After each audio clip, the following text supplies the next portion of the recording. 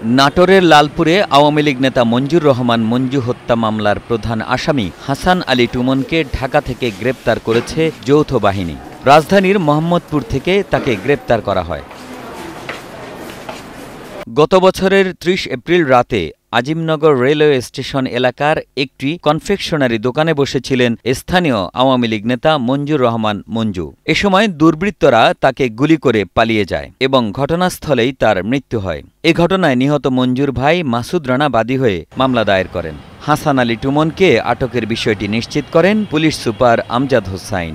আলী টুমন মূলত লালপুর এলাকার বাসিন্দা। সে ২০২৪ সালের একটা আলোচিত হত্যা মামলার চার্জশিটভুক্ত আসামি।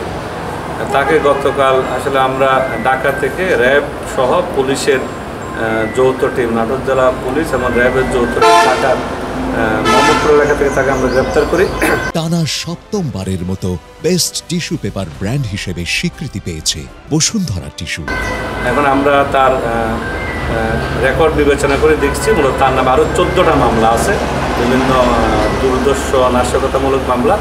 আমরা তাকে এই মামলা জিজ্ঞাসাবাদ করব, তার কাছে কোনো অবৈধ অস্ত্র আছে কিনা, অথবা সে অন্য কোনো নাশকতার সাথে অথবা নিষিদ্ধ কোনো সংগঠন বা সরকার কর্তৃক নিষিদ্ধ কোনো সংগঠনের সাথে জড়িত কিনা, এবং সাম্প্রতিক সময়ে ওই এলাকায় গত ঈদের নামাজের পরে যে একটা নিষিদ্ধ সংগঠনের স্লোগান দিছিল, সেই সংগ্রামে তার কোনো উস্কানি আছে কিনা, এগুলো বিচার বিবেচনা করার পরে তাকে আদালতে প্রেরণ করা।